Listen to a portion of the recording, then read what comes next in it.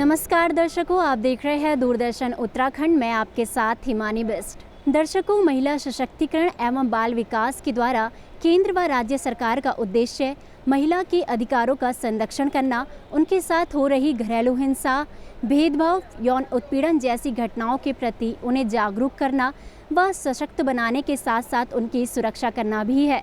साथ ही किशोरियों के विकास के लिए ऐसी अनेकों कल्याणकारी योजनाओं को लागू करना है, जिसमें कि बेटी बचाओ बेटी पढ़ाओ व नंदा गौरा योजना शामिल है। दर्शकों, इसी क्रम में आज हम मौजूद हैं हरिद्वार शहर में, जहां भारत सरकार द्वारा महिला सशक्तिकरण एवं बाल विकास की विभिन्न योजनाओं का क्या प्रभाव महिला और बच्चों पर पड़ा है, उसके लिए 7 आकांक्षी जनपदों की क्षेत्रीय बैठक का आयोजन किया गया है। आजादी का अमृत महोत्सव पूरे देश में बहुत ही हर्षोल्लास के साथ मनाया जा रहा है। इसी श्रृंखला में हरिद्वार शहर में आजादी का अमृत महोत्सव कार्यक्रम का आयोजन किया गया, जिसमें महिला एवं बाल विकास द्वारा चलाई जा रही विभिन्न योजनाओं का क्या प्रभाव महिलाओं और बच्चों में देखने को मिल रहा है। इस विषय पर 7 आकांक्षी जनपदों जम्मू कश्मीर, उत्तराखंड, उत्तर प्रदेश, हरियाणा, बिहार, पंजाब, हिमाचल प्रदेश की क्षेत्रीय बैठक की गई। 7 राज्यों से पहुंची महिला एवं बाल विकास विभाग के पदाधिकारियों व आंगनबाड़ी कार्यकर्तियों ने इस बैठक में प्रतिभाग किया। कार्यक्रम में माननीय महिला व बाल विकास राज्य मंत्री भारत सरकार डॉक्टर मुंजापारा महेंद्र भाई मुख्य अतिथि के रूप में मौजूद रहे व विशेष रूप से माननीय सांसद हरिद्वार डॉक्टर रमेश पोखरियाल निशंक, माननीय महिला सशक्तिकरण एवं बाल विकास व कैबिनेट मंत्री श्रीमती रेखा आर्य, माननीय स्वास्थ्य व शिक्षा राज्य मंत्री श्री धन सिंह रावत, माननीय महिला व बाल विकास सचिव राज्य सरकार हरिचंद सेंबल आदि लोग मौजूद रहे। सभी अतिथियों का सम्मान सहित पुष्प गुच्छ व स्मृति चिन्ह भेंट कर स्वागत व अभिनंदन किया गया। कार्यक्रम का शुभारंभ मुख्य अतिथि व अतिथियों द्वारा दीप प्रज्वलन कर किया गया। कार्यक्रम में उत्तराखंड की लोक संस्कृति के सभी रंग देखने को मिले, जहां जौनसारी लोकगीत, नृत्य, वाद्य यंत्र व वेशभूषा ने सभी का ध्यान अपनी ओर आकर्षित किया। वहीं उत्तराखंड की राज्य भाषा होने के नाते कुमाऊनी गीतों में कलाकारों ने कुमाऊनी वेशभूषा, गलोबंद, पिछौड़ा पहन नृत्य कर उत्तराखंड के मान को बढ़ाया व गौरवान्वित किया।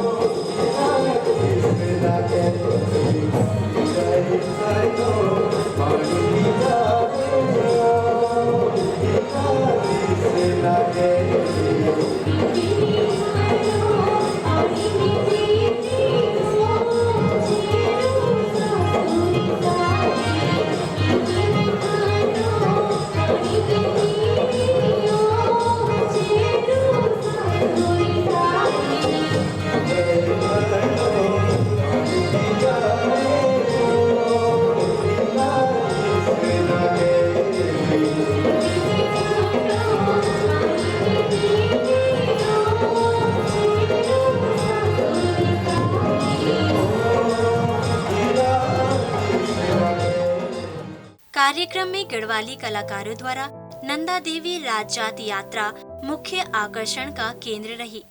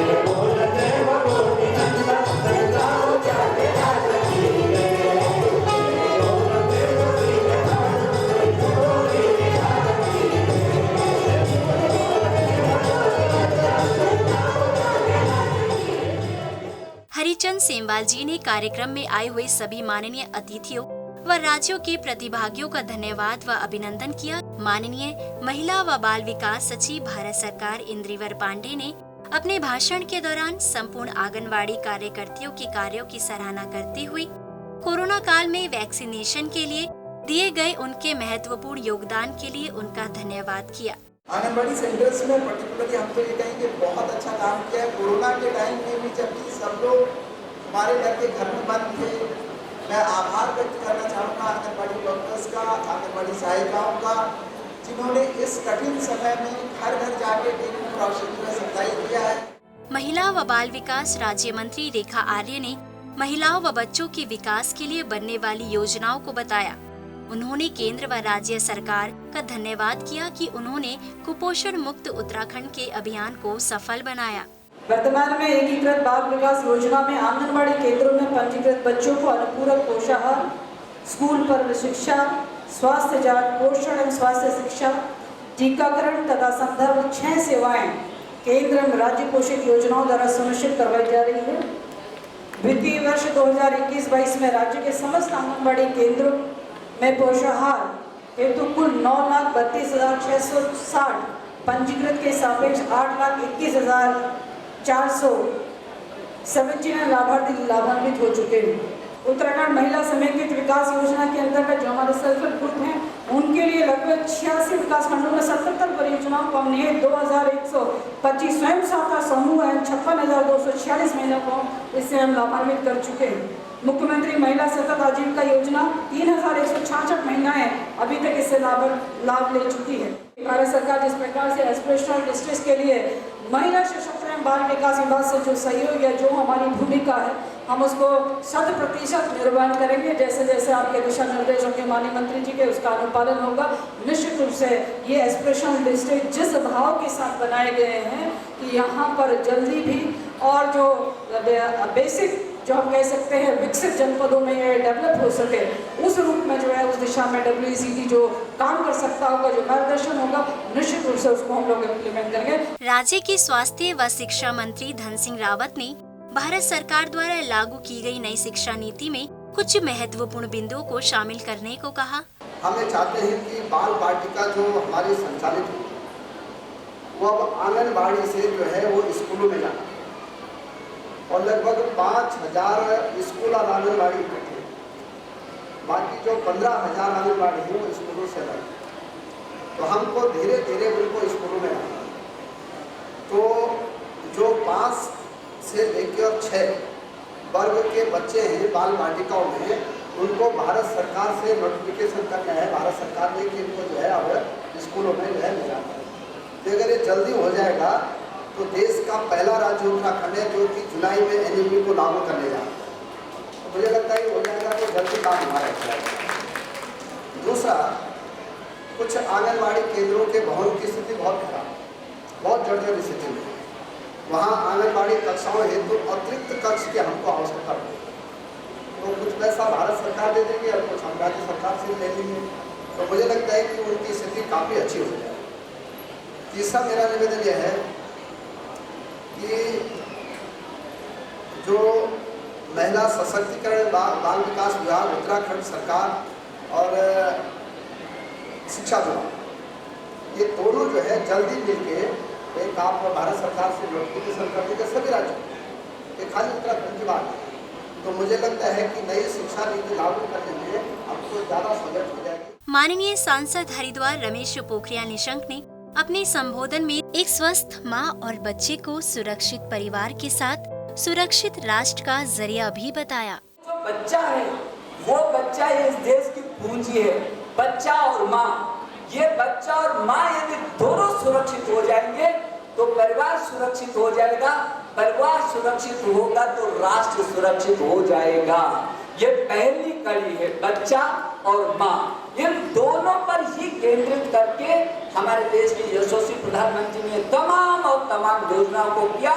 और मैं गर्व के साथ ये कह सकता हूँ, आज जितनी योजनाएं महिला सशक्तिकरण माननीय प्रधानमंत्री जी के विजन से निकली है, और बच्चों को चाहे वो एलईपी, जब एलईपी को आप फाइनल कर रहे थे तो कितना आप जो शिक्षा नीति 2020 है वो सारी दुनिया के, चाहे हार्वर्ड और चाहे कैम्ब्रिज और ऑक्सफोर्ड है, सबने कहा कि जो ये एलईपी 2020 है ये पूरी दुनिया के लिए गेम चेंजर का काम करेगी। फिर भारत में विश्व गुरु होगा मेरा भारत। ये जो बच्चा है वो जो पहले अपनी मातृभाषा में करेगा, जो आंगनबाड़ी से फिर ऊपर आएगा, तो ये जो चिंता माननीय मंत्री जी ने की है और भारत सरकार के मंत्री जी जो भी स्मृति के संज्ञान में भी है, लेकिन आप सीधे सीधे यहाँ देख रहे हैं, तो मैं सोचता हूँ जो 2-3 सुझाव माननीय धन सिंह जी ने दिए हैं वो बहुत जरूरी है। हमारे आंगनबाड़ी केंद्र सशक्त होंगे और जो नीचे हमने 5 को भी 5+3+3+ जो 4 किया था उसमें भी 5 को 2+3 किया है। ये 2+3 बहुत महत्वपूर्ण है। किसी भी बच्चे के जीवन के अंदर 2+3 ही उसकी आधारशिला बनेगी। और इसलिए मेरे देश के प्रधानमंत्री ने जो कहा 21वीं सदी का स्वर्णिम भारत होगा, उस स्वर्णिम भारत की आधारशिला ये एलईपी 2020 है। और उसमें महिला सशक्तिकरण, बाल विकास, शिक्षा और चिकित्सा ये बहुत ही महत्वपूर्ण है। महिला व बाल विकास राज्य मंत्री डॉक्टर मुंजा पारा ने महिला व बाल विकास संस्था के बारे में विस्तार से बताया। देश की महिलाओं और बच्चों को बढ़ावा देने, उनकी रक्षा करने और उन्हें सशक्त बनाने के अभियान के लिए 8 साल से अथक प्रतिबद्धता और भक्ति भावनाओं के साथ सरकार ने कई प्रयास और व्यक्तिगत हस्तक्षेप किए हैं, जिनके सार्थक परिणाम सामने आए हैं। हमारा मंत्रालय महिलाओं और लड़कियों को हिंसा और दुर्व्यवहार से बचाने की दिशा में काम करने के लिए समर्पित है और अपराधों की सूचना देने के कलम को चुनौती देता है, जिससे समग्र रूप से एक अधिक सुरक्षित समाज का निर्माण करेगा। पीएम मुद्रा योजना ने महिला उद्यमों के लिए एक वित्तीय सहायता तंत्र प्रदान किया है और मुद्रा खातों का 68% हिस्सा महिलाओं के नाम पर होना इस बात का संकेत है कि महिलाओं के नेतृत्व वाली आय सृजन गतिविधियों के लिए काम सही दिशा में चल रहा है। स्टैंड अप इंडिया विनिर्माण सेवाओं और कृषि से जुड़े क्षेत्रों में ग्रीनफील्ड उद्यमों के लिए जारी किए गए ऋणों के माध्यम से महिलाओं को वित्तीय बाधाओं से मुक्त करना महत्वपूर्ण रहा है। स्टार्टअप इंडिया में सीड भी संचालित फंड का 10% जो कि 1000 करोड़ रुपये बैठता है, महिलाओं के नेतृत्व वाले स्टार्टअप के लिए समर्पित और निर्धारित किया गया है। हमारे प्रयासों का लक्ष्य 3 अम्ब्रेला मिशन यानी पोषण अभियान, मिशन शक्ति और मिशन वात्सल्य के तहत समग्र और संतुलित पोषण को बढ़ावा देना, महिलाओं और बच्चों का सशक्तिकरण, सुरक्षा और संरक्षण सुनिश्चित करना है। राज्यों के समर्थन और अंतर मंत्रालय तालमेल के माध्यम से हमारा लक्ष्य समग्र राष्ट्रीय विकास के लिए महिलाओं और बच्चों का संतुलित और निरंतर विकास और संवर्धन सुनिश्चित करना है। जैसा कि हम माननीय प्रधानमंत्री ने तत्वावधान में इन 8 वर्षों में विपुल काम का समारोह मानने जा रहे, हमें अपने राष्ट्र के भविष्य में बच्चों और महिलाओं के द्वारा निभाई गई अतुलनीय भूमिका समर्थन समारोह और मान्यता देना जारी रखने का आवश्यकता है। मैं भारत के बच्चों और महिलाओं को लगातार ऊंची ऊंचाइयों को छू रहे कहानी का हिस्सा बनने के लिए उत्सुक हूँ। इस समय हरिद्वार निवासी आंगनवाड़ी कार्यकर्ती रचना हमसे जुड़ी है, तो मैं उनसे जानना चाहूँगी कि मैम आंगनवाड़ी में जो भी बच्चे आते हैं तो किस तरह की सुविधा उन्हें मिलती है? देखिए मैडम, हमारे यहाँ जो सुविधाएं मिलती हैं सबसे पहले गर्भवती महिला से शुरू होती है। जब गर्भवती धात्री महिलाओं को, जो गर्भवती महिला होती है, जब पहली गर्भवती होगी उसे PMY का लाभ मिलता है। PMY के लाभ में जब वो गर्भवती होती है तब से उनका फॉर्म भरा जाता है और फिर जब बच्चा पैदा हो जाता है तब तक का उन्हें लाभ मिलता है, 5,000 रुपये मिलते हैं। एक होता है नंदा गौरी का गर्भवती महिला में, तो जिनकी बेटी होती है, पहली बेटी होती है और दूसरी बेटी पे लाभ मिलता है नंदा गौरी योजना का, जिसके अंतर्गत उनको जैसे जो 6 महीने तक का बच्चा होगा उसको मिलता है लाभ, ये पहले 11,000 रुपये का। उसके बाद जब मान लीजिए किसी की बेटी 12वीं 12th कर ली है जिसने, उसको भी ये लाभ मिलता है। 12वीं पास बच्ची को 51,000 रुपये का लाभ मिलता है। और ये तो हो गया गर्भवती के। अब धात्री महिलाओं को भी मिलता है। अभी देखिए, एक तो THR मिलता है, गर्भवतियों को भी THR मिलता है, धात्रियों को भी THR मिलता है। गर्भवतियों को, इनको तो ये THR का लाभ मिलता है जिसके अंतर्गत उन्हें दाल मिलती है 1.5 किलो और काले चने मिलते हैं, दलिया मिलता है और गुड़ पट्टी मिलती है और उन्हें मिलता है नमक मिलता है। अच्छा, इसी तरह हमारे यहाँ 7 माह से लेकर 3 वर्ष के बच्चे जो होते हैं उनको THR का लाभ मिलता है, जिसके अंतर्गत उनको THR महीने में 5 तारीख से लेकर 10 तारीख के बीच में, कोरोना टाइम में इस तरह किया गया है, वैसे 5 तारीख में ही मिलता है। उसके अंतर्गत बच्चों को मिलता है दलिया मिलता है, सूजी मिलती है, भुने चने मिलते हैं, किशमिश मिलती है और एक सामान और मिलता है, दलिया, सूजी, भुने चने, किशमिश और दाल। अच्छा, ये महीने में एक बार मिलता है और हर महीने मिलता है। इसके अलावा हमारे यहाँ 3 से लेके 6 साल तक के बच्चों को आंगनवाड़ी केंद्रों में पढ़ाने के लिए ले जाया जाता है, जिसके अंतर्गत उन्हें अनौपचारिक शिक्षा दी जाती है। हमें वहाँ खेल खिलौने मिलते हैं, किट मिलती है पूरी, जिसके द्वारा हम बच्चों को खेलना और ज्ञानवर्धक बातें सिखाते हैं हम बच्चों को। और बुक्स मिलती हैं जिसमें फ़ोटो बना होता है और उससे कलर्स करना होता है, जिससे बच्चा थोड़ा सा लिखना सीखता है।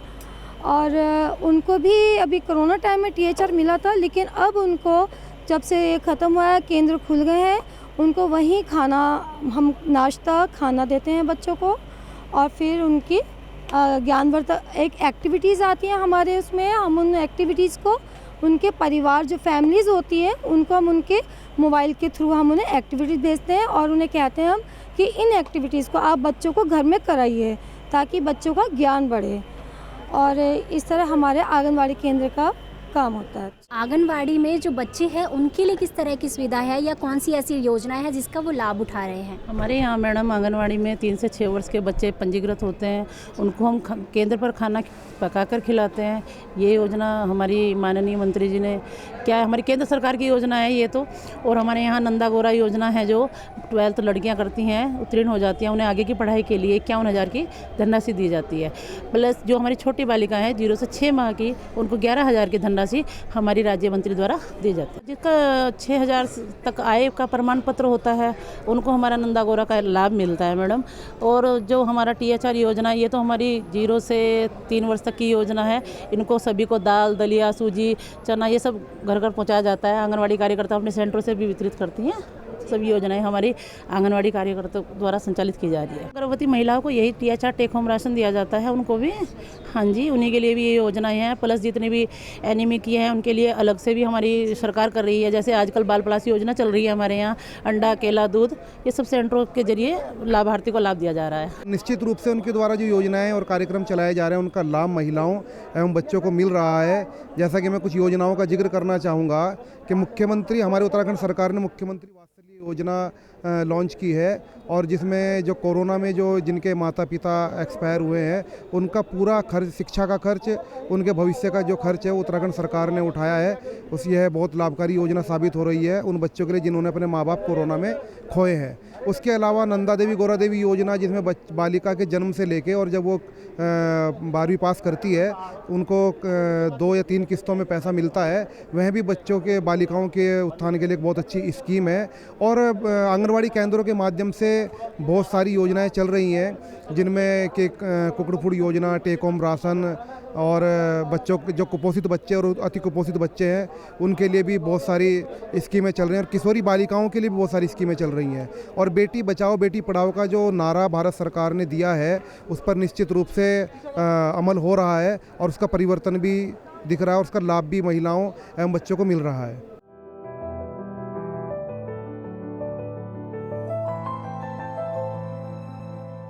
दर्शकों, आज के कार्यक्रम में भारत सरकार द्वारा महिला एवं बाल विकास के लिए लागू की गई विभिन्न महत्वपूर्ण योजनाओं को आपने विस्तार से जाना।